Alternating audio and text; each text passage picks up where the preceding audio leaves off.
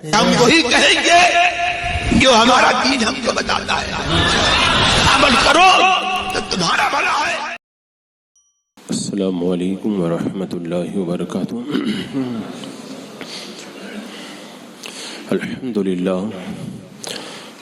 للہ رب العالمین، والصلاة والسلام على سید الانبیاء والمرسلین، وعلى آلہ واصحابہ وازواجہ واہل بیتہ اجمعین،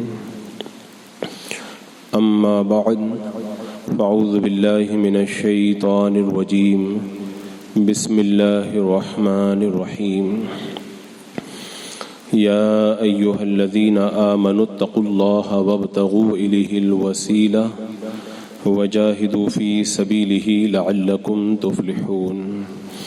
صدق اللہ مولانا العظیم وصدق رسولہ النبی الامین المتین الکریم، ونحن على ذلك لمن الشاہدین والشاکرین والحمد للہ رب العالمین۔ حصول برکت کے لیے حضور اکرم سید عالم نور مجسم محمد الرسول اللہ صلی اللہ تعالی علیہ وسلم کی پر نور بارگاہ میں درود و سلام کا ہدیہ پیش کر لیجیے۔ اللہم صلی علی سیدنا و شفیعنا و حبیبنا و مولانا محمد وبارک وسلم، صلاۃ و سلام علیک یا رسول اللہ صلی اللہ تعالی علیہ وسلم۔ آج کل مارکیٹ میں اصلی مال کے ساتھ میں نقلی مال کی بھرمار ہے، اور ہر چیز کے اندر ملاوٹ کا دور دورہ ہے، بلکہ اصلی مال کم ہو گیا اور ملاوٹ کا مال اور نقلی مال زیادہ مارکیٹ میں دستیاب ہوتا ہے۔ یہ چیز جہاں دنیا کے معاملات میں ہماری نگاہوں کے سامنے ہے، دین کے معاملے میں بھی اب اصلی کے ساتھ میں نقلی کی بھرمار ہوتی چلی جا رہی ہے۔ اور آپ اگر دینی معاملات کے اندر علاقہ بائی علاقہ اگر جھانک کر کے دیکھیں گے تو آپ کو پتہ چلے گا کہ جہاں سچے اور صحیح پیر موجود ہیں، وہیں پر نقلی اور جھوٹے پیروں کی بھی ایک بڑی تعداد موجود ہے۔ شریعت مطہرہ اور قرآن و سنت کی روشنی میں صحیح طور پر دعا تعویذ کا کام کرنے والے جہاں موجود ہیں، وہیں پر جعلی بابا اور ڈھونگی باباؤں کا بھی بازار گرم ہے، اور دن بدن یہ نقلی پیر، جھوٹے پیر اور ڈھونگی باباؤں کا معاملہ بڑھتا چلا جا رہا ہے۔ اور ہم دیکھ رہے ہیں مختلف علاقوں میں جہاں پہ جانا ہوتا ہے، ہر علاقے میں لوگ یہ شکایت کرتے ہیں کہ ہمارے یہاں اتنے باباؤں کی جو ہے وہ خانقاہیں ہیں، اور اتنے جھوٹے پیروں کا جو ہے وہ یہ بنا ہوا ہے، وہ بنا ہے۔ یہ ایک لمبا چوڑا جال ہے جو پوری امت کے اوپر پھیلا ہوا ہے۔ حضرات مکرم، جو سچا رہبر ہوتا ہے وہ صحیح رہبری کرتا ہے۔ جو سچا رہبر نہ وہ خود ہی گمراہ ہے، راستے سے ہٹا ہوا ہے، وہ دوسروں کو کیا راستہ دکھائے گا؟ اگر پیر سچا ہو اور اس کے ساتھ میں کتا بھی اگر آ جائے تو وہ بھی جنتی بن جائے۔ اصحاب کہف کو آپ دیکھیں، قرآن مقدس میں جن کا تذکرہ ہے، ان سچے لوگوں کے ساتھ میں کتا ہو گیا، اللہ نے اسے بھی جنتی بنا دیا، جیسا کہ روایتوں میں موجود ہے۔ اور غلط لوگوں کی سنگت میں اگر اللہ کے نبی کا بیٹا بھی اگر چلا جائے، حضرت نوح علیہ السلام کا بیٹا کنعان، یہ غلط لوگوں کی سنگت میں پڑ گیا تو وہ جہنم کا ایندھن بننے کے لائق ہو گیا۔ تو سچا جو ہوتا ہے وہ سچی رہبری کرتا ہے، اور سچا پیر اور صحیح بابا وہی ہوا کرتا ہے جو دین پر چلائے، شریعت مطہرہ پہ چلنے کی تلقین کرے، سنت کی تعلیم دے، دلوں کو ستھرا کرے، نمازی بنائے، داڑھی منڈوں کے چہرے پہ داڑھی سجا دے، جو گنہگار ہیں ان کو نیک بنائے، جو نیک ہیں ان کی نیکی کے اندر اور جو ہے وہ اضافہ کرے، اور انہیں دن بدن خدا کی بارگاہ سے قریب ہونے کے راستے بتائیں۔ یہ سچا پیر ہوا کرتا ہے۔ ورنہ آج آپ دیکھیں کہ جو ڈھونگی بابا اور جعلی اور نقلی پیر ہیں وہ کیسے دین کا ستیہ ناش کر رہے ہیں۔ آپ نظر اٹھا کر کے دیکھ لیں، ہر طرف ان کی خرافات کا بازار گرم ہے، اور معاملہ اب یہاں تک پہنچ چکا ہے علماء حق دین کے پاسبان اگر ان کے خلاف اگر کوئی بات بولتے ہیں، لوگوں کو صحیح بات بتاتے ہیں، تو ان کے جو چیلے چپاٹے اور ان کے آس پاس میں بیٹھنے والے جو فساق و فجار ہیں وہ علماء سے لڑنے کے لیے آمادہ ہو جاتے ہیں اور ان کی غلط باتوں کا بھرپور اور ڈٹ کر کے سپورٹ کرتے ہیں۔ یہ ایسے معاملات ہماری نگاہوں کے سامنے ہیں۔ حضرات مکرم میرے آقا صلی اللہ تعالی علیہ وسلم نے ایک موقع پر ارشاد فرمایا، جب امانتیں ضائع ہو جائیں تو قیامت کا انتظار کرنا۔ صحابہ نے پوچھا یا رسول اللہ یہ امانت ضائع ہونا کیا ہے؟ میرا آقا علیہ السلام نے ارشاد فرمایا، جب نااہل کو عہدہ سپرد کیا جائے تو پھر قیامت کا انتظار کرنا۔ یہ رہنمائی کرنا لوگوں کو رائے حق کی طرف بلانا، یہ ایک منصب ہے، یہ ایک عہدہ ہے جو مرشد، پیر اور صحیح آدمی یہ منصب اور عہدے کا لائق ہوا کرتا ہے۔ اور آج کل یہی منصب ڈھونگی بابا اور جعلی پیر لے کر کے بیٹھ گئے، اور میرے آقا نے فرمایا کہ جب نااہل کو منصب سپرد کر دیا جائے تو پھر قیامت کا انتظار کرنا۔ یہ اس بات کی نشانی ہے کہ جو کچھ بھی ہو رہا ہے یہ قیامت کی نشانی بن کر کے ہماری نگاہوں کے سامنے ہے۔ اللہ کے رسول علیہ السلام نے ایک موقع پر ارشاد فرمایا، میرے آقا علیہ السلام نے، کہ جب دین کا والی کوئی صحیح آدمی ہو تو پھر دین پر مت رو، دین پر اس وقت رو جبکہ دین کا والی کوئی غلط آدمی، دین کا امین غلط آدمی بن کر کے بیٹھ جائے۔ مفہوم حدیث پاک ہے۔ آج دین کے ٹھیکیدار اور دین کے نام کے اوپر جو کچھ کرنے والے ہماری نگاہوں کے سامنے، ان کی ایک بڑی تعداد ایسے لوگوں کی ہے جو امین نہیں ہے بلکہ دین میں خیانت کرنے والے ہیں۔ تو کیا دین پر رونے کا وقت نہیں ہے؟ کیا دین ایسے وقت میں ہمیں اپنی مدد کے لیے آواز نہیں دیتا؟ اور جو بندہ دین کی مدد کرتا ہے، میرے رب نے فرمایا اللہ بھی اس کی مدد کرتا ہے۔ یہ دین کے ساتھ کھلواڑ ہی تو ہے۔ داڑھی منڈا جس کے چہرے پہ داڑھی نہیں وہ پیر بن کر کے بیٹھا ہوا ہے، وہ ڈھونگی بابا بن کر کے بیٹھا ہے، لوگ اسے بھی اللہ کا ولی سمجھ رہے ہیں، حالانکہ اللہ کے رسول صلی اللہ تعالی علیہ وسلم کی بارگاہ میں مسلمان نہیں غیر مسلم داڑھی منڈا آیا تو میرا آقا علیہ السلام نے چہرہ گما لیا تھا۔ میرا آقا علیہ السلام جس سے ناراضگی کا اظہار کریں وہ کیسے اللہ کا ولی اور کیسے پیر اور کیسے بابا ہو سکتا ہے؟ اسی طرح آپ دیکھیں ان لوگوں کے معاملات کو کہ دھوکہ دھڑی ان لوگوں کے اندر عام ہے۔ حضرت سیدنا ابو بکر صدیق رضی اللہ تعالیٰ عنہ کی بارگاہ میں ایک آپ کا غلام تھا، کچھ کھانے کی چیز لایا، آپ نے وہ کھانے کی چیز جب کھا لی، بعد میں اس نے بتایا کہ میں زمانہ جاہلیت میں کہانت کا کام آج کل لوگ ڈھونگی بابا جو کام کرتے ہیں وہی کام زمانہ جاہلیت میں یہ کہانت کا ہوا کرتا تھا۔ تو بولے میں کہانت کا کام کرتا تھا، میں نے ایک آدمی کو دھوکہ دیا تھا، آج مارکیٹ میں مل گیا، اس نے پیسہ دیا تھا، وہ میں نے آپ کو جو ہے کھانا لا کر کے کھلایا، آپ کو جو ہے وہ بڑا افسوس ہوا، اپنے حلق کے اندر منہ ڈال کر کے آپ نے قے کر دی اور جتنا کھانا تھا باہر نکال دیا۔ اگر دھوکہ اور فریب کی وجہ سے کوئی چیز حاصل کی جائے، حضرت سیدنا ابو بکر صدیق رضی اللہ تعالیٰ عنہ اسے قے کر کے باہر نکال دیتے ہیں۔ اور ان ڈھونگی بابا اور جعلی پیروں کا تو سارا کاروبار جو ہے وہ فریب دھوکہ دڑی کے اوپر ہی ٹکا ہوا ہے۔ آپ دیکھ لیں کیسے کیسے کرشمے دکھاتے ہیں، اپنے ناخنوں کے اندر سکرین چھپا لیتے ہیں اور پھر پانی کو جو ہے وہی ایک بوند ڈال کر کے پھر میٹھا کرتے ہیں، دیکھو یہ میری کرامت ہے، میں نے پانی کو شربت بنا دیا ہے، اور جو ہے وہ ایک نظر بندی کے ذریعے تعویذ چھپا دیتے ہیں، دیکھو کہتے ہیں ہم نے تمہارے گھر سے کہتے تعویذ برآمد کی ہے۔ ایسے ایک پورا لمبا چوڑا ان کا ایک پورا ایک جو ہے وہ سرکل چل رہا ہے، لوگوں کو دھوکہ دے کر کے جو ہے وہ ان سے مال اینٹنا، ان سے پیسہ وصول کرنا، انہیں بیوقوف بنانا۔ اور آپ دیکھیں جو ہے وہ صحیح طور پر جو دین کے اوپر قائم ہوتا ہے وہ کبھی جھوٹ نہیں بولتا ہے، اور ڈھونگی بابا اور جعلی پیروں کا جتنا کاروبار ہے سب جھوٹ پہ چل رہا ہے۔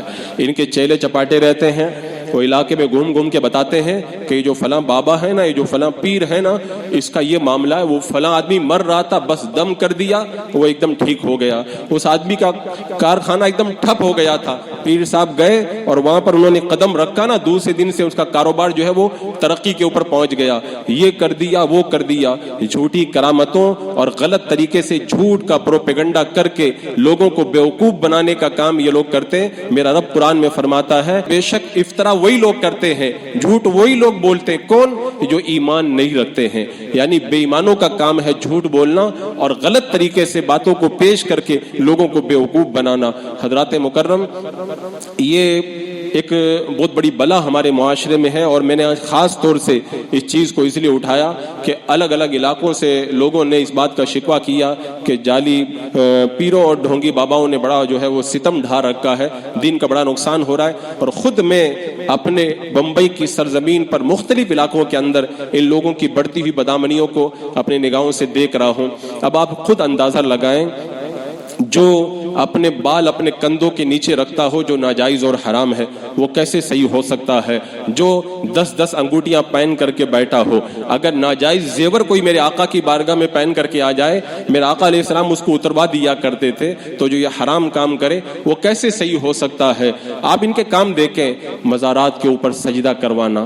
حالانکہ اللہ کے رسول علیہ السلام سے جب صحابہ نے کہا تھا یا رسول اللہ جانور آپ کو سجدہ کرتے، ہم بھی آپ کو سجدہ کریں، جب میرے آقا نے فرمایا تھا خدا کے سوا کسی کو سجدہ کرنا جائز نہیں ہے. جب کونین کے آقا نے اپنے کو سجدہ کرنے سے منع کر دیا، تو ایک ڈھونگی لوگ جو مزارات پہ سجدہ کرا کے کہتے ہیں کہ جا تیرا کام ہو جائے گا، یہ سراسر میرے آقا علیہ الصلوۃ والسلام کے دین کی دھجیاں اڑاتے ہیں. اسی طرح آپ ان کو دیکھیں کہ یہ کیا کیا ایسے کام انجام دے رہے. رنگ برنگے کپڑے پہن لینے کا نام ولایت نہیں ہے. اور یہ تو بڑا تعجب ہو رہا آج کل، اس طرح کے مینٹل جو ہاف مائنڈ اور بالکل پاگل ٹائپ کے لوگ ہیں، لوگ انہیں بھی مجذوب سمجھ کر کے ان کے پیچھے پیچھے بھی گھومتے ہوئے نظر آ رہے ہیں. اگر ایسے پاگل لوگ اگر اللہ کے ولی ہو جائیں، جو جن کا دماغ خراب ہو جائے، اگر وہ سب مجذوب ہو جائیں، تب تو پھر جگہ جگہ آپ کو اولیاء کرام نظر آئیں گے. معاذ اللہ رب العالمین. مجذوب یا اولیاء کرام کی ایک قسم ہے اور ان کا معاملہ ہی الگ ہوتا ہے. ہر ہاف مائنڈ اور مینٹل کو مجذوب نہیں کہا جاتا ہے، لیکن ہمارے لوگ جو ہے وہ سمجھ نہیں پاتے اور دھوکہ دڑی کا شکار ہو جاتے ہیں. عام طور پر جو میں دیکھ رہا ہوں، ان کے فندے میں وہی لوگ گرفتار ہوتے ہیں جو یا تو جھوٹے پرچار کرنے والوں کی باتوں میں آ جاتے ہیں اور پھر اس کے بعد میں لائن لگانا شروع کر دیتے ہیں، یا ان کے فریب کا شکار وہ لوگ ہوا کرتے ہیں جو بہت پریشان ہو جاتے ہیں اور جب کوئی راستہ نہیں نکلتا تو مجبور ہو کر کے ان کے دامے تزویر کے اندر گرفتار ہو جاتے ہیں. یا پھر ان کے فندے میں گرفتار ہونے والے وہ لوگ ہیں جنہیں دین کی صحیح سمجھ نہیں ہوتی اور وہ ان کو پہچان نہیں پاتے. اور کچھ لوگ ایسے رہتے ہیں کہ یہ لوگ اللہ والوں کی باتیں بیان کرتے ہیں. آپ ان کے پاس جا کے بیٹھ جاؤ، یہ مسائل نہیں بتائیں گے، دین نہیں بتائیں گے، کرامتیں بتائیں گے، فلاں نے ایسا کر دیا، فلاں نے، اور یہ سب بتا کر کے یہ بتانا چاہتے ہیں کہ ہم لوگ کرامتوں والے ہیں اور ایسے ایسے جو ہے وہ کرامتیں اللہ کے ولی دکھایا کرتے تھے، اور یہ لوگوں کے دلوں میں بٹھاتے ہیں کہ جو کرامتیں دکھائیں وہی اللہ کا ولی ہوتا ہے. حالانکہ میں کہتا ہوں کہ کرامتوں کو پہچاننا یہ بھی آسان کام نہیں ہے. کیا جوگیوں کے پاس میں چمتکار نہیں ہوتا ہے؟ کیا جو ہے وہ رائب جو چلا کشی کر کے نفس کشی کرتے ہیں، حالانکہ ایمان والے نہیں ہوتے ہیں، وہ کیا کیا کرتب دکھاتے ہیں. حضرت سیدنا اورنگزیب عالمگیر رضی اللہ تعالیٰ عنہ کی بارگاہ میں ایک بہروپی آیا، اور بہروپی آنے کے بعد میں کہنے لگا کہ کچھ اپنا معاملہ پیش کیا، آپ نے پہچان لیا. پھر روپ بدل کے آیا، آپ نے پہچان لیا. تیسری بار پھر روپ بدل کے آیا. حضرت اورنگزیب عالمگیر علیہ الرحمہ نے فرمایا تم جو چاہے چہرہ بدل کے آ جا، میری نگاہوں سے چھپ نہیں سکتا. وہ ایک دن جو ہے وہ بہروپیہ بن کر کے ایک جو ہے وہ عابد و زاہد کی شکل اختیار کر لیا اور ایک گوفا میں جا کے عبادت کرنے لگا. اب دھیرے دھیرے لوگوں کا تاتا بن گیا. دیکھتے ہیں آج کل ہمارے یہاں بھی جو ایک دم الگ تھلگ ہو کے بیٹھ جاتا ہے، لوگ کہتے ہیں بڑا صوفی ہے، بڑا نیک ہے، بڑا اللہ کا ولی ہے، اور پھر وہاں پہ لائن لگانا شروع کر دیتے ہیں. اب لوگوں کا جب تاتا بندہ حضرت اورنگزیب عالمگیر علیہ الرحمہ جو اولیاء کرام سے بڑا پیار کرتے تھے، آپ بھی چلے. جب چلے تو دیکھا کہ وہ گردن جھکائے ہوئے عبادت کے اندر مصروف ہے. اس نے نظر اٹھا کے بھی نہ دیکھا. آپ نے سلام کیا، وہ نظر اٹھانے کے لیے تیار نہیں. حضرت اورنگزیب عالمگیر علیہ الرحمہ اس کے سامنے جا کر کے ادب سے دو زانو ہو کر کے بیٹھ گئے، لیکن وہ بالکل توجہ دینے کے لیے تیار نہیں. اور کافی دیر کے بعد میں جب آپ نے اس سے دعا کی درخواست کی، اس نے چہرہ اٹھا کے کہا مجھے آپ پہچان نہیں پائے، میں وہی بہروپیہ ہوں. آپ نے کہا کہ آج میں تجھے نہیں پہچان پایا. کہا کہ جب میں نے اللہ والوں کا جو ہے وہ رنگ ڈھنگ اختیار انکار کیا تو بادشاہ بھی مجھے نہ پہچان پایا. آج سے میں توبہ کرتا ہوں اور صحیح معنوں میں اللہ کا ولی بننے کی میں کوشش کروں گا. اب آپ دیکھیں بندہ جو ہے وہ جب اس طرح کا جو کچھ زاویہ اختیار کرتا ہے تو اچھے لوگ نہیں پہچان پاتے, اچھے لوگ نہیں سمجھ پاتے, تو پھر ہماری جو عوام ہے وہ کیسے ان کو پہچان پائے گی.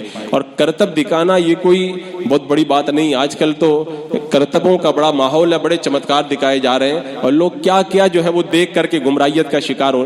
جہانگیر کے دربار میں ایک آیا تھا کرشمہ دکھانے والا, اس نے کہا کہ بادشاہ میری بیوی کو آپ سنبھال کر کے رکھیں, میرا ایک دشمن آسمان میں ہے, اس سے میں جنگ کر کے آتا ہوں.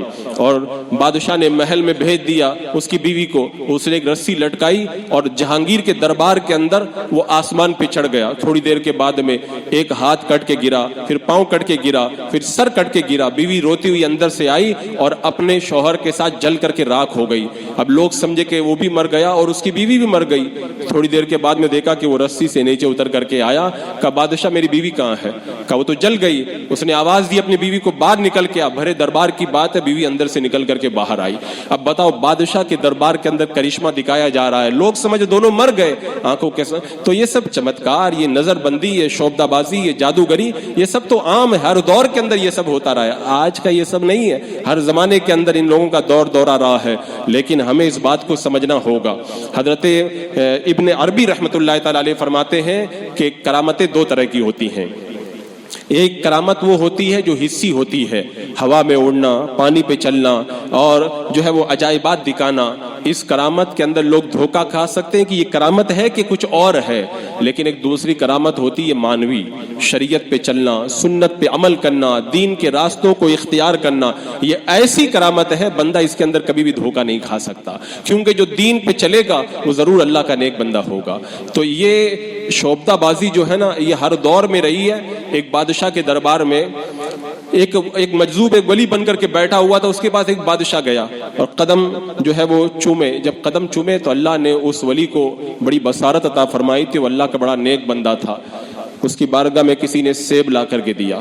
بادشاہ نے دل میں سوچا اگر یہ اللہ کا ولی ہوگا تو سیب مجھے دے دے گا اور میری مرضی پوری ہو جائے گی. تھوڑی دیر کے بعد میں اللہ کے ولی نے سیب اٹھایا اور لے جا کر کے بادشاہ کے ہاتھ میں پکڑا دیا. اور اس کے بعد میں کہا بادشاہ سنو, میں مصر گیا تھا, مصر میں ایک گدھا میں نے دیکھا تھا. اس کی آنکھوں پہ لوگ پٹی باندھ دیتے تھے اور اس کے بعد میں ایک چیز رکھ دیتے تھے اور اس کے بعد میں گدھے کو کہتے تھے, وہ سارے لوگوں میں گھومتا تھا اور جہاں پہ سامان رکھا ہوتا تھا آنکھیں بند ہوتی تھی وہیں جا کر کے کھڑا ہو جاتا تھا. اس اللہ کے ولی نے فرمایا اگر میں سیب نہ دوں تو کیا میں اللہ کا ولی نہیں ہوں؟ تو میں نے کون سا بڑا کام کیا اگر دے بھی دیا تو؟ یہ کام تو ایک گدھا بھی کر سکتا ہے جس کی آنکھوں پہ پٹی باندھ دی گئی ہے, وہ بھی پہچان لیتا ہے کہ کہاں پہ سامان رکھا ہوا ہے. تو یہ شوبدہ بازی یہ ہر دور میں لوگ کرتے رہے, اور جو اہل علم ہیں, جو صحیح معنوں میں پختہ یقین اور ایمان رکھنے والے ہیں, وہ ان کے دھوکے میں نہیں آتے.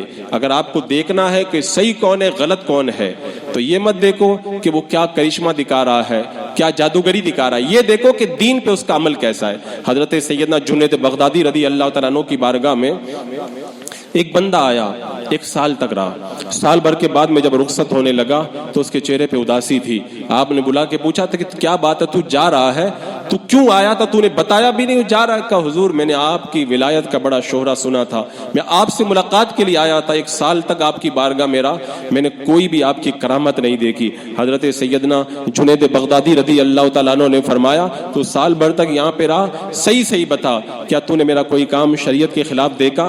کیا تو نے مجھے کسی سنت کے خلاف کرتے ہوئے دیکھا؟ کہ نہیں دیکھا. کہ یہی میری کرامت ہے. حضرت جنید بغدادی نے بتا دیا کہ ہواؤں میں اڑنا اور پانی پہ چلنا, بند کاروبار کو جاری کر دینا, مرتے ہوئے کو زندہ کر دینا, یہ کرامت بڑی کرامت نہیں. بڑی کرامت یہ ہے بندہ ساری زندگی ایسے گزارے, قرآن و سنت پہ چلے, احادیث پہ عمل کرے اور میرے آقا علیہ السلام کے دین کے مطابق زندگی گزارے. یہ سب سے بڑی کرامت ہے. لیکن لوگ اس کو کرامت سمجھتے, لوگ سمجھتے ہیں کہ عجائبات اور کرشمہ دکھائیں تب کرامت. حضرت بایزید بستامی کی بارگاہ میں ایک بندہ رہتا تھا, وہ روزانہ آپ کا بچا ہوا کھا لیتا تھا, کہتا تھا میری نجات کے لیے یہی کافی ہے. حضرت باعزید بستامی. یہ بات تو بالکل صحیح ہے کہ اللہ والوں کا جو جھوٹا ہوتا ہے اس کے اندر بھی بڑی برکتیں ہوتی ہیں، لیکن حضرت باعزید بستامی کی نگاہوں نے دیکھ لیا کہ یہ بندہ خالی اسی پہ بھروسہ کر کے بیٹھ گیا ہے اور دین کے اوپر عمل نہیں کر رہا. حضرت باعزید بستامی نے ایک دن آ کر کے کہا کہ اے میرا جھوٹا کھا کر کے اپنی نجات سمجھنے والے، اگر تو باعزید کو ذبح کر دے اور باعزید کی ہڈیاں اور گوشت بھی کھا جائے نا تب بھی تجھے کوئی فائدہ نہیں ہوگا جب تک تو دین کے اوپر عمل نہ کرے. آپ نے فرمایا باعزید کی ہڈیاں اور گوشت کھا جائے نا تب بھی تجھے فائدہ نہیں ملے گا جب تک دین پر عمل نہ کرے. آپ نے بتا دیا خالی جھوٹا کھا کے اللہ والوں کا یہ سمجھ لینا میں جنتی بن گیا ہوں یہ کافی نہیں ہے. اللہ والوں کا جھوٹا اس وقت فائدہ پہنچائے گا جب تم دین پہ عمل کرو گے. یہ اور بات ہے کہ اللہ تعالیٰ اس کی برکتیں ویسے بھی عطا فرماتا ہے، لیکن جو بندہ دین پہ چلے شریعت مطہرہ پہ عمل کرے پھر اللہ تعالیٰ اس کی برکتیں خوب عطا فرمایا کرتا ہے. لیکن لوگوں کا یہ مزاج ہے، آپ دیکھیں داڑھی منڈوں کو آپ دیکھیں، بے نمازیوں کو آپ دیکھیں، وہ جو ہے وہ رقص و سرور والوں کو آپ دیکھیں، قوالی والوں کو آپ دیکھیں، وہ علماء کی بارگاہ میں نہیں آئیں گے. وہ کہاں جائیں گے؟ کسی ڈھونگی بابا کو تلاش کریں گے، کسی جعلی پیر کو تلاش کریں گے. کیوں؟ انہیں پتا ہے اگر امام صاحب کے پاس جائیں گے سب سے پہلے کہیں گے کتنے ٹائم کی نماز پڑھتے ہو. اگر امام صاحب کے پاس جائیں گے سب سے پہلے کہیں گے داڑھی کیوں نہیں رکھوا لیتے. سب سے پہلے وہ کہیں گے تمہارے ہاتھ میں جو کڑا پہنا اس کو نکالو، یہ 2 انگوٹیاں ہیں، ایک انگوٹی نکال کر کے باہر کرو. وہ فوراً دین کا مسئلہ بتائیں گے. یہ چین پہن کے رکھی ہے، چین کو نکال کر کے باہر کرو. تو وہ دین کو برداشت نہیں کرتے. وہ چاہتے ہیں کہ ایسے ڈھونگی لوگوں کے پاس جائیں، ان کے یہاں کوئی مسئلہ، نماز پڑھو نہ پڑھو کوئی مسئلہ نہیں. داڑھی، وہ خود ہی داڑھی منڈے ہیں، ان کے یہاں کوئی داڑھی کا مسئلہ ہی نہیں. ان کے یہاں تو رقص و سرور کی محفلیں سجتی ہیں، ان کے یہاں کون سا مسئلہ ہے؟ وہاں پہ تو خود لوگ بیٹھ کر کے قوالیاں سنتے ہیں. اور ہم نے خود دیکھا، کرلا کی سرزمین پہ دیکھا ہے کہ جو لوگ اچھے خاصے نمازی تھے ان جھوٹے صوفیوں، ڈھونگی باباؤں اور جعلی پیروں کے پاس جانے لگے نا تو اس کے بعد میں نماز بھی انہوں نے پڑھنا چھوڑ دیا. دین پہ جو عمل کرتے تھے وہ بھی عمل کرنا چھوڑ دیا. ہمارے پاس لوگ آئیں گے، ہم کہیں گے دیکھو میرے آقا علیہ السلام نے فرمایا کہ ڈھول تاشا منع ہے. حضرت ابو علی رودباری رحمۃ اللہ تعالی علیہ سے کسی نے کہا تھا ایک بندہ ہے وہ کہتا ہے میں مزامیر یعنی ڈھول تاشے کے ساتھ جو قوالی سنتا ہوں میرے لیے جائز ہے، اس لیے کہ میرا حال ایسا ہو گیا ہے اب میرے اوپر کوئی اثر ہونے والا نہیں ہے، میں اللہ کا ولی بن گیا ہوں. تو حضرت ابو علی رودباری رحمۃ اللہ تعالی علیہ نے فرمایا وہ جہنم کے راستے تک پہنچ چکے ہیں. جو چیز کسی کے لیے جائز نہیں ہے وہ کسی کے لیے جائز نہیں ہو سکتی ہے. حضرات مکرم، تو یہ جو شریعت مطہرہ کا قانون ہے، میرے آقا علیہ السلام نے فرمایا رب نے مجھے بھیجا کہ میں بازوں کو توڑ دوں، ڈھول تاشوں کو توڑ دوں. تو توڑنے کا حکم دیا. اب جو ڈھونگی ان سب کو قوالی کی شکل میں لے کر کے بیٹھے، لوگوں کو ڈھول بجوائے، تاشا بجوائے اور قوالی سنوائے، لوگ شوق سے جاتے ہیں. ان کو کم سے کم اتنا تو سمجھنا چاہیے مسجد میں ہمارا دل نہیں لگتا، دینی جلسہ ہوتا ہے وہاں پہ ہم کو جانے کا ہمارا دل نہیں کرتا، کوئی اچھی بات ہمیں بتائے تو ہمیں اچھا نہیں لگتا. آخر وہاں پہ مزہ کیوں آتا ہے؟ وہاں پہ لطف کیوں آتا ہے؟ وہاں پہ روزانہ پابندی کے ساتھ جانے کی ہمارا دل کیوں کرتا ہے؟ ان کو اتنا تو سمجھنا چاہیے کہ جو شیطان ہمیں یہاں بہکارا وہاں کیوں نہیں بہکاتا ہے. شیطان کو پتا وہاں جو کام کر رہے ہو وہی تو میرا مقصد ہے کہ تم نماز نہ پڑھو، دین پہ نہ چلو اور ڈھول تاشا بجا کر کے اپنی زندگی کو جو ہے وہ خطرناک موڑ سے گزار کر کے جہنم کے راستے کی طرف لے جاؤ. حضرات مکرم، یہ بڑا باریک نکتہ، بندہ اگر اس پر غور کرے تو بہت کچھ سمجھ سکتا ہے. اور آج کل تو لوگوں نے یہ مزاج بنا کر کے رکھا ہے، کہتے ہیں کہ یہ فلاں آدمی تو مجذوب ہے. مجذوب کو پہچاننے کی نظر کہاں ہے کس کے پاس میں؟ کون پہچانے کا مجذوب کو؟ یہ پاگل ہے کہ مجذوب ہے، تم کیسے پہچانو گے؟ تمہارے پاس میں کیا معیار ہے؟ معیار علماء کرام بتائیں گے. علماء نے یہ معیار بتایا کہ مجذوب، اعلیٰ حضرت سرکار فرماتے ہیں سچا مجذوب وہ ہوتا ہے جو کبھی شریعت کا مقابلہ نہیں کرتا. حضرت موسیٰ سواگ رحمۃ اللہ تعالی علیہ احمد آباد کی سرزمین پر بڑے پائے کے مجذوب گزرے. اعلیٰ حضرت فرماتے ہیں جب دین کی بات آتی تھی فوراً گردن جھکا دیتے تھے. تو یہ اللہ والے اگر مجذوب ہوتے ہیں یعنی اللہ کی محبت میں ان کی عقلیں گم ہو جاتی ہے، شریعت کی جب بات آ جائے نا تو اس کے بعد میں گردن کیسا بھی مجذوب ہو آپ اس سے کہہ دیں کہ نماز کے لیے چلیے، وہ کسی بھی حالت میں ہو فوراً ہاں کہے گا، وہ منع نہیں کرے گا. وہ اور جھوٹا مجذوب وہ کہتا ہم لوگ تو نماز خانہ کعبہ میں پڑھتے ہیں، ہم لوگ تو جو ہے وہ نظر ہی نظر میں نمازوں کو ادا کر لیتے ہیں، ہماری نماز تو ایسی جگہ ادا ہوتی ہے. میں کہتا ہوں میرے آقا علیہ السلام سے بڑا جو ہے وہ اللہ کی بارگاہ کا محبوب کون ہوگا؟ انہوں نے تو نظروں میں نمازیں نہ پڑھی، امت کو نماز پڑھ کے بتایا کہ جیسے مجھے نماز پڑھتا ہوا دیکھتے ہو ایسے تم بھی نماز پڑھو. یہ تمہاری جو نماز ہے یہ تم کو کون سے نبی نے آ کر کے بتائی ہے؟ معاذ اللہ، یہ شیطان کا بہت بڑا فریب ہے. اور ایک بہت بڑا ایک باریک نقطہ اس میں یہ بھی ہے کہ اس طرح کے جو ڈھونگی بابا اور جعلی پیر رہتے ہیں سب سے پہلا کام یہ کرتے ہیں، کہتے ہیں کہ فقیر اور مولوی کی نہیں بنتی ہے. ان کو پتا ہے کہ یہ اگر مولوی کے پاس جائے گا، عالم کے پاس جائے گا تو ہمارا بھانڈا پھوٹ جائے گا. تو سب سے پہلا کام یہی کرتے ہیں کہ علماء سے منع کرتے ہیں. کہتے ہیں وہ شریعت والے، ہم لوگ طریقت والے ہیں، اور جو ہے وہ یہ سب چیزیں نہیں جان پاتے، وہ خالی شریعت کو جانتے ہیں. حضرت سیدنا میر عبد الواحد بلگرامی رحمۃ اللہ تعالی علیہ اپنے زمانے کے بڑے صوفیاء کرام میں گزرے، جن کی کتاب سب سنابل شریف، جس کو میرا آقا علیہ السلام کی بارگاہ کے اندر مقبولیت حاصل ہے، آپ اپنی اس کتاب سب سنابل شریف کے اندر لکھتے ہیں کہ جو بندہ، پیر کی شرط یہ ہے کہ وہ بندہ عالم بھی ہو اور باعمل بھی ہو، کیونکہ جو عالم نہیں ہوگا وہ عمل بھی نہیں کر پائے گا، اور جو عمل نہیں کر پائے گا تو پیر بھی نہیں بن پائے گا. پھر آپ نے فرمایا جو حقیقت سے گرتا ہے وہ طریقت پہ آ کے رک جاتا ہے، جو طریقت پہ گرتا ہے طریقت سے وہ شریعت پہ آ کے رک جاتا ہے، اور جو بندہ شریعت سے گر جائے وہ سیدھا گمراہیت کے دلدل میں پھنس جاتا ہے. تو یہ جو کہتے ہیں کہ ہم لوگ تو جو ہے وہ طریقت والے ہیں، معرفت والے ہیں، حضرت جنید بغدادی نے بتایا تھا یہ لوگ کیسی معرفت رکھتے ہیں، جہنم میں جانے کی معرفت رکھتے ہیں. یہ اعلیٰ حضرت سرکار فرماتے ہیں کہ طریقت میں جو بھی نظر آتا ہے سب شریعت کا صدقہ ہے، اور جو حضرت میر عبد الواحد الگرامی علیہ رحمہ نے فرمایا جو بھی حقیقت اور طریقت کو پیش کرے شریعت کے خلاف ہو، سمجھ جاؤ وہ سراسر گمراہی ہے، سراسر گمراہی ہے. تو یہ علماء سے اسی لیے منع کرتے ہیں. اگر علماء کے پاس جائیں گے تو ہماری داڑھی منڈے ہیں، سب سے پہلے ہماری داڑھی پہ اعتراض ہوگا، ہم نماز نہیں پڑھتے ہماری نمازوں پہ اعتراض ہوگا، ہمارے کڑوں پہ اعتراض ہوگا، ہم مزارات کو سجدہ کرواتے اس پر اعتراض ہوگا، ہم ڈھول تاشا بجواتے وہ بھی شریعت کے خلاف ہے اس کے اوپر بھی اعتراض ہوگا، ہم عورتوں سے مصافحہ کرتے ہیں، عورتوں سے پاؤں دبواتے ہیں یہ بھی حرام ہے اس پر بھی اعتراض ہوگا، ہم بے پردہ عورتوں کو دیکھتے ہیں اور بے پردہ عورتوں کو دیکھنے کے بارے میں شریعت کا حکم ہے قیامت کے دن اس کی آنکھوں میں سیسا پگھلا کر کے ڈالا جائے گا. پھر ہمارے اوپر یہ بھی فتویٰ لگے گا. انہیں پتا ہے اگر علماء کے پاس یہ لوگ جائیں گے تو پھر ہمارے اوپر ہزاروں فتوے لگیں گے اور پھر کوئی ہمارے قریب بھی نہیں آئے گا. اس لیے سب سے پہلا کام یہی کرتے ہیں کہ عالم کے پاس مت جاؤ، علماء سے دور رہو، وہ شریعت والے ہیں، وہ ہم معرفت والوں کو نہیں پہچان پائیں گے. غوث پاک سے بڑا شریعت والا کون ہوگا؟ خواجہ غریب نواز سے بڑا شریعت والا کون ہوگا؟ خانقاہ قادریہ میں جھانک کر کے دیکھو غوث پاک اپنی خانقاہ میں کیا کرتے تھے، وہی سب تعلیمات دیتے تھے جو آج علماء کرام عطا فرماتے. خواجہ غریب نواز اپنے مریدوں کو کیا تعلیمات دیتے تھے، وہی سب تعلیمات دیتے تھے جو آج اپنے جو ہے ماننے والوں کو علماء کرام بتاتے. حضرت سیدنا عمر فاروق رضی اللہ تعالیٰ عنہ فجر کی نماز میں دیکھا ایک بندہ نہیں ہے، پوچھا کہاں ہے، کہا کہ معلوم کرتے ہیں. گھر پہ گئے پتہ کیا کہ رات بھر عبادت کر رہا تھا، فجر کے وقت آنکھ لگ گئی سو گیا. فرمایا رات بھر سوتا اچھا ہوتا فجر کی نماز میں آ جاتا. فرمایا رات بھر اگر کوئی بندہ عبادت کر کے جماعت چھوڑ دے تو اللہ کو یہ بھی پسند نہیں ہے، رب کو تو یہ پسند ہے کہ اگر تم نماز بچانے کے لیے اگر رات بھر سو جاؤ اور فجر کی نماز جماعت کے ساتھ ادا کر لو تو اللہ تعالیٰ تمہیں اس کو تمہارا یہ فعل زیادہ پسند فرماتا ہے. اور جو لوگ بالکل ہی نماز نہیں پڑھتے اب ان کا کیا ہے؟ حضرت عمر فاروق ہوتے نا تو آج ان کو اتنے درے لگاتے کہ یہ اپنی پیٹھ بھی کسی کو نہیں دکھا پاتے. آج حضرت سیدنا عمر فاروق رضی اللہ تعالیٰ عنہ کا معاملہ اگر ہوتا تو یہ لوگ کہیں پر بھی ہم کو نظر نہیں آتے. اللہ نے آپ کو حق گوئی بے باکی کا وہ جذبہ عطا فرمایا تھا. حضرات مکرم تو میں عرض یہ کر رہا تھا کہ یہ لوگ جو ڈھونگ رچاتے ہیں نا، اس ڈھونگ کا جو ہمارے نوجوان شکار ہو رہے ہیں اور ہمارا ایک بڑا طبقہ ان کے جو ہے وہ دام تزویر میں گرفتار ہو رہا ہے. آج ہمیں ضرورت ہے اس بات کی کہ ان نوجوانوں کو سمجھایا جائے دین کی. میں کہتا ہوں ان ڈھونگی بابا اور جعلی پیروں کے پاس میں کیا کسوٹی ہے، کیا معیار ہے؟ وہ جو کر رہے ہیں صحیح ہے، کیا دلیل ہے ان کے پاس؟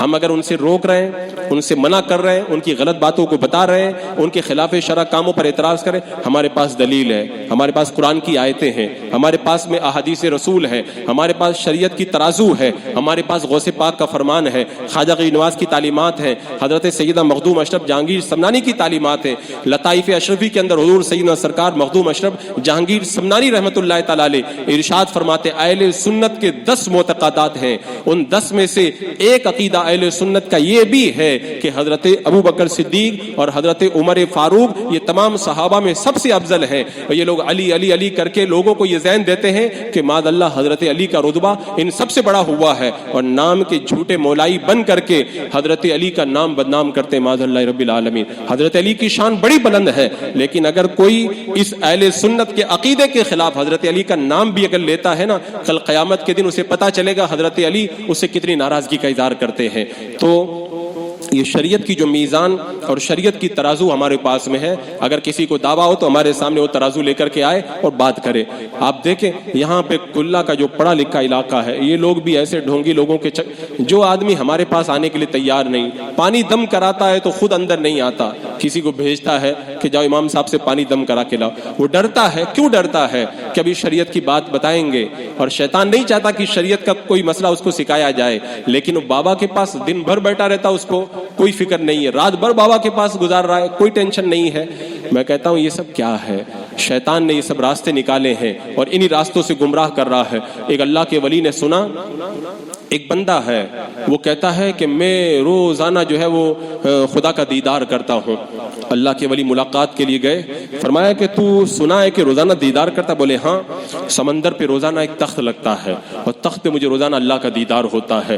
آپ نے عالم کو ساتھ میں لے کے گئے تھے، کہا اس کو حدیث سناؤ تو، وہ شیطان والی حدیث سناؤ تو۔ عالم نے فوراً حدیث کی سند پڑھی اور کہا اللہ کے رسول علیہ السلام نے ارشاد فرمایا روزانہ شیطان اپنا تخت سمندر پہ لگاتا ہے۔ جب پوری حدیث پڑھی نا تو جو لوگوں میں بڑا ولی مشہور تھا وہ رو پڑا، رو کے کہنے لگا افسوس، آج تک جس کو میں خدا سمجھتا رہا وہ تو شیطان تھا۔ اللہ کے ولی کی نظر کرم ہوئی، اپنے کپڑوں کو پھاڑا اور کپڑے پھاڑ کر کے جنگل کی طرف نکل گیا۔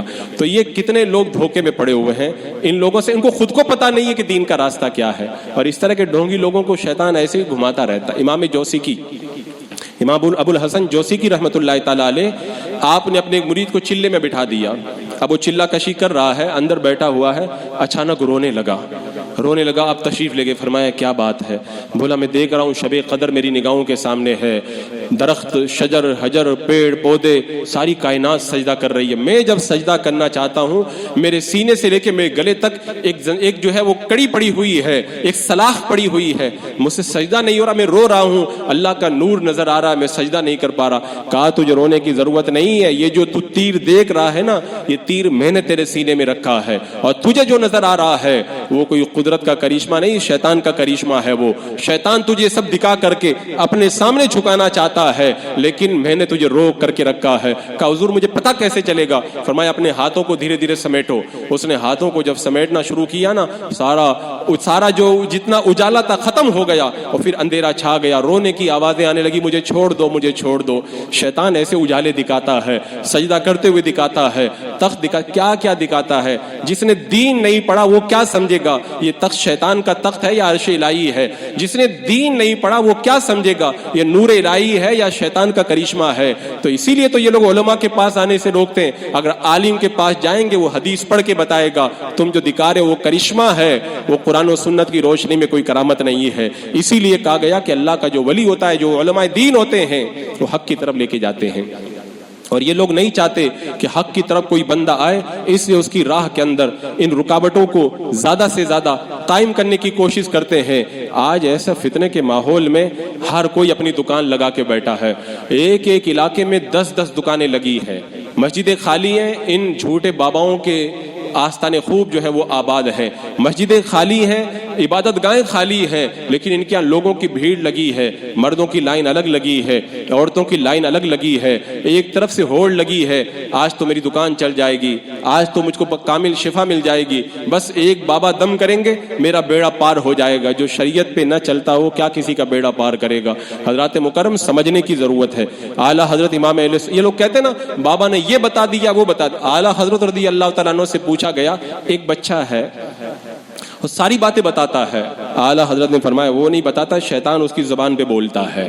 تو یہ جو جھوٹے بابا ہے نا، شیطان ان کو فریب دیتا ہے اور یہ سب باتیں سکھاتا ہے تاکہ لوگ ان کے دام تزویر میں گرفتار ہوں۔ اور کچھ لوگ کہتے ہیں کہ جو ہے وہ یہ ہو گیا، حالانکہ کہتے ہیں فلاں پر غوث پاک کی سواری آتی ہے، میں تمہارا کام کر دوں گا، آج غوث پاک کی سواری بلاتا ہوں، آج خواجہ غریب نواز کی ان داڑھی منڈوں اور فساق و فجار دین کی دھجیاں اڑانے والوں پہ غوث پاک کی سواری آئے گی۔ یہ لوگ اچھا ہمارے لوگ بھی اتنے بیوقوف بن جاتے ہیں، دین کے نام پر ایسے دھوکہ کھا جاتے ہیں، دنیا کے معاملہ میں تو ایک نمبر کے ہوشیار بنتے ہیں اور دین کے معاملے میں ایک نمبر کے بدھو اور بوکس بن کر کے ان کی باتوں میں گرفتار ہو جاتے ہیں۔ سوچنے کا موقع، ہمارے پاس قرآن موجود ہے، ہمارے پاس حدیث موجود ہے، ہمارے پاس ہمارے اولیاء کرام کی تاریخ موجود ہے. اتنا اجالا لے کر بھی اگر کوئی اندھیرے میں کودتا ہے تو اس کی عقل کے اوپر ماتم کرنا چاہیے. تو جب کہتے ہیں کہ وہ جو فلاں پہ فلاں کی سواری آتی ہے، ارے یہ کوئی سواری نہیں ہے، یہ سب جو ہے وہ جھوٹے جنات ہمزاد ہیں جو لوگوں کی گمراہیت کا سامان پیدا کر رہے ہیں. سچا پیر کون ہوگا؟ اعلیٰ حضرت سے پوچھا گیا. آپ نے فرمایا 4 نشانیاں ہوتی ہیں. پہلی بات، سچا پیر کون ہوگا؟ جو سنی صحیح العقیدہ ہو. اس لیے کہ جو گمراہ ہوگا، میرے آقا نے فرمایا گمراہ تو جہنم کے کتوں میں سے ایک کتا ہے. جو جہنم کا کتا ہے وہ کیسے ہمارا پیر ہو سکتا ہے؟ آج آپ دیکھیں کتنے مزارات ایسے ہیں جہاں پر وہابیہ جو ہے وہ جو ہے یہ پیری مریدی کا کام کر رہے ہیں، مزارات کو قبضہ کر کے لوگوں کو گمراہ کر رہے ہیں. میرے آقا نے فرما دیا وہ جہنم کے کتوں میں سے کتے ہیں. جہنم کا کتا کبھی ہمارا رہنما نہیں ہو سکتا ہے. اعلیٰ فرماتے دوسری شرط یہ ہے کہ وہ عالم باعمل ہو. اس لیے کہ اگر وہ عالم نہیں ہوگا، جب خود ہی خدا کو نہیں پہچانتا، دوسروں کو خدا کی پہچان کیا کروائے گا. تیسری شرط یہ ہے اس کا سلسلہ متصل ہو، یعنی اس کے پیر سے لے کے اللہ کے رسول علیہ السلام تک سلسلہ ملا ہوا ہو. کیونکہ جو سلسلہ جس کا متصل نہیں ہوگا وہ تو دم کٹا ہوگا، اس کے پاس کیا ملے گا. اور یہ جو نام کے ڈھونگی ہے نا، ان کو پتہ ہی نہیں ہے سلسلہ کس کو کہتے ہیں. یہ چند اشعار عربی کے یاد کر لیے، فارسی کے یاد کر لیے، وہی اشعار سناتے ہیں لوگوں کو، اور لوگ سمجھتے ہیں ارے حضرت کے پاس بڑا علم ہے، حضرت کے پاس بہت علم ہے. پتہ نہیں ہے کہ چند وہ شاعری کی کتابوں سے اشعار یاد کر کے لوگوں کو گمراہ کر رہے ہیں. اور اس کے بعد میں اعلیٰ حضرت فرماتے ہیں کہ چوتھی شرط یہ ہے کہ وہ فاسق نہ ہو. اس لیے کہ فاسق کی توہین کرنا واجب ہے اور پیر کی تعظیم کرنا واجب ہے. تو جس کی آپ تعظیم کرنا واجب ہے تو وہ صحیح ہوگا تبھی تو تعظیم کریں گے. اور فاسق کی تعظیم کرنا جائز ہی نہیں ہے تو پھر اس کی تعظیم کیسے کی جائے گی؟ لہذا ایسا شخص بھی پیر نہیں ہو سکتا. اگر عالم ہونے کی آپ بات کریں نا، پہلی بات تو یہ کہ ان میں سے اکثر لوگ جو ہے وہ فاسق ہوتے ہیں. اور علماء ان میں آپ تلاش کریں، آپ کو کون ان میں عالم ملے گا؟ ان سے جا کے مسئلہ پوچھ کے دیکھ لیں. ابھی کلہ کا ایک صوفی بنا بیٹھا، وہ مسئلہ بیان کر رہا تھا کہ محرم الحرام کو جو محرم الحرام کہتا ہے وہ بہت بڑا گنہگار ہے. وہ سمجھ رہا ہے کہ یہ حرام کہہ رہا تو حرامی کے معنی میں لگتا ہے سمجھ گیا. اس کو پتہ ہی نہیں ہے یہ حرام جو ہے وہ عزت کے معنی میں ہے، اور یہ عظمت کے لیے بولا جاتا ہے، تعظیم کے لیے بولا جاتا ہے. ایسے جاہل لوگوں کے پاس میں لوگ ہمارے یہ سنی رضوی ہری مسجد کے لوگ وہاں پہ جھمگٹا لگائیں. ان کو سمجھ آنی چاہیے، عقل آنی چاہیے. جو اتنا بڑا گمراہیت کا کاروبار، میرا آقا علیہ السلام نے کیا ارشاد فرمایا؟ بہت سے ایسے قرآن پڑھنے والے ہیں، ایسے قرآن پڑھنے والے، قرآن ان کے اوپر لعنت کرتا ہے، یعنی غلط قرآن پڑھنے والوں پر. یہ جو جھوٹے صوفی بنے بیٹھے آپ دیکھیں یوٹیوب پر ان کی تلاوت اپلوڈ کی گئی. اگر ان کی تلاوت اگر کوئی سن لے صحیح عالم، تو میں قسم بخدا کہتا ہوں کہ اگر کوئی سن لے گا تو وہ کو پیر ماننا تو بہت دور کی بات ہے. ایک مسلمان بھی ایسا کام نہیں کر سکتا اتنی غلط تلاوت کر کے قرآن کی بے حرمتی کرنے کا. حضرات مکرم، اتنی کھلی واضح نشانیاں موجود، اس کے باوجود بھی آدمی گمراہیت کے دلدل میں جائے تو اس کی عقل کے اوپر ماتم کرنا چاہیے. اعلیٰ حضرت سرکار سے پوچھا گیا حضور ایک پیر صاحب ایسے ہیں بال اس کے کندھوں سے نیچے لٹکتے ہیں، کانوں میں بندرے پہنے ہوئے ہیں، زنانی وضع اختیار کیے ہیں. اعلیٰ حضرت سرکار نے فرمایا ان پر تو لعنت آئی ہے، اور جس پر لعنت آئی وہ پیشوا پیر ہو ہی نہیں سکتا ہے. پیشوا پیر ہو ہی نہیں سکتا، ایسے کو پیر بنانا بھی حرام ہے. یہ تعلیمات قرآن و سنت کی روشنی میں موجود، اتنے اجالے موجود، اس کے باوجود بھی گمراہیت کا کاروبار. حضرات مکرم جو علماء سے جو روکتے ہیں نا، یہ اسی لیے روکتے ہیں کہ عالم حق بات بیان کرے گا. ایک عالم پورا مہینہ ڈیوٹی کرتا ہے، مسجد میں ڈیوٹی کرتا ہے، مدرسے میں ڈیوٹی کرتا ہے، لوگ اسے بڑی مشکل سے 10,000 روپیہ دیں گے اور ان ڈھونگی لوگوں کو روزانہ جا کے ہزاروں روپیہ پیش کریں گے. اور اسی لیے یہ لوگ کاروبار سجا کے بیٹھتے ہیں. ان کو پتا ہے کمانا بڑا مشکل کام ہے، سب سے آسان کام ہے ڈھونگی بن کے بیٹھ جاؤ، ہزاروں روپے خود بخود لوگ لا کر کے دیں گے. آج ایک پھنسا ہے، کل دوسرا پھنسے گا، تیسرا کوئی اور پھنسے گا، یہ نکلے گا، چوتھا کوئی اور آئے گا، اور ایسے ان لوگوں کا کاروبار چلتا رہے گا. تو یہ علماء حق سے روکنے کی سب سے بڑی وجہ ان کے یہی ہے کہ علماء سے روک کر کے یہ اپنا کاروبار ایسے ہی جو ہے وہ پوری آن و بان شان کے ساتھ چلاتے رہیں گے. اور ان کا کاروبار چل رہا ہے پورے ہندوستان کے اندر. مختلف علاقوں کی خبریں میرے پاس میں ہے، ایک ایک علاقے میں درجنوں ایسے پیر بیٹھے ہیں. اور بڑا افسوس تو اس وقت ہوتا ہے نا کہ وہاں کے جو ذمہ دار علماء ہیں ان کے خلاف جب بولتے ہیں نا تو ساری عوام اور عالم پہ ٹوٹ پڑتی ہے کہ تم نے اللہ کے ولی کی توہین کر دی، تم نے یہ کر دیا وہ کر دیا. یعنی ایسا نشہ پلا کے رکھا ہے جاہلیت کا کہ حق بات. اور اب اجالے کو، یہ جگنو کو یہ اجازت بھی نہیں ہے کہ وہ اپنا اجالا پیدا کرے. بس ہم لوگ اندھیرے میں رہنا چاہتے، ہمیں اندھیرے سے کوئی نہ نکالے، ہم اندھیروں ہی کے اندر جی کر کے اندھیروں ہی میں مرنا چاہتے ہیں. حضرات مکرم، اپنی سوچ بدلو، اپنا مزاج بدلو. صحیح جو پیر ہیں جامع شرائط، بلا شبہ ان کی بارگاہ میں جانا چاہیے اور ان سے فیض ملے ملے گا اور وہ کبھی شریعت کے خلاف کام نہیں کریں گے، اور شریعت کے خلاف کام دیکھیں گے تو تم کو منع بھی کریں گے۔ اور جو صحیح بابا ہیں قرآن و سنت کی روشنی میں صحیح تعویذات دیتے، صحیح عمل کرتے ہیں، بلا شبہ ان کی فروغ سے، ان کے تعویذ سے فائدہ ملے گا۔ لیکن جو فاسق و فاجر، دین کی حرمتوں کو پامال کرنے والے، اس طرح کے فجار ہیں، ان کے پاس جاؤ گے، نقصان، سب سے بڑا نقصان پہلا یہ ہوگا، وہ برے کام کرتے ہیں، تم دیکھو گے، تم کو لگے گا یہ صحیح کر رہا ہے، تم بھی برے بن جاؤ گے، تم بھی اس کو دیکھ کر کے برے بن جاؤ گے۔ اعلیٰ حضرت سے پوچھا گیا ہے وجد کی پہچان کیا ہے؟ لوگ کہتے ہیں ان کو تو فلاں کو وجد آتا ہے، یہ کر لیتا ہے۔ اعلیٰ حضرت نے فرمایا سچے وجد کی پہچان یہ ہے کہ وہ نماز کے وقت میں ہوشیار ہو جاتا ہے۔ حضرت ابو الحسین نوری رحمۃ اللہ تعالیٰ علیہ کو 3 دن تک وجد آیا۔ حضرت جنید بغدادی سے کہا گیا حضور وجد کے عالم میں رہتے ہیں، کہا نماز کے وقت کیا ہوتا ہے یہ بتاؤ؟ کہا جب نماز کا وقت ہوتا ہے ایک دم صحیح ہو جاتے ہیں اور خانہ کعبہ کی طرف۔ فرمایا ان کا وجد سچا ہے۔ اللہ والے نماز کے وقت میں اگر وجد کے عالم میں ہو تب بھی ہوش میں۔ حضور سرکار مفتی اعظم ہند رحمۃ اللہ تعالیٰ علیہ اپنی زندگی کے آخری 2 سال آپ پر عجیب کیفیت رہی، بار بار پوچھتے تھے نماز پڑھ لی؟ میں نے نماز پڑھ لی، عجیب کیفیت طاری رہتی تھی۔ تو ہمیشہ اس کیفیت میں رہتے، لیکن نماز کا وقت آتا ہوشیار ہو جاتے، وضو بناتے اور وضو بنا کر کے نماز ادا کرتے۔ اللہ کے ولی کی تو یہ شان ہوا کرتی ہے۔ حضور تاج الشریعہ رحمۃ اللہ تعالیٰ علیہ وصال سے 3 دن پہلے ایسی کیفیت ہوگی، ایک نماز کو پڑھنے کے لیے 30 مرتبہ آپ کو وضو بنانا پڑا، 30 مرتبہ۔ جو اتنے بڑھاپے اور کمزوری کے عالم کے اندر 30 مرتبہ وضو بنائے لیکن نماز قضا نہ کرے، وہ اللہ کا ولی ہوا کرتا ہے۔ ان ڈھونگی لوگوں کو، جعلی لوگوں کو ولی سمجھ کر کے علماء کے مقابلے میں اترنے والے اپنی آخرت خراب نہ کریں۔ یہ میں نے چند باتیں صرف آنکھیں کھولنے کے لیے بیان کی ہے، یہ بڑا لمبا چوڑا عنوان ہے، اگر اللہ سمجھ دے تو ان کو سمجھنے کی کوشش کرے۔ اللہ رب قدیر ہمیں حق کی پیروی کی توفیق عطا فرمائے۔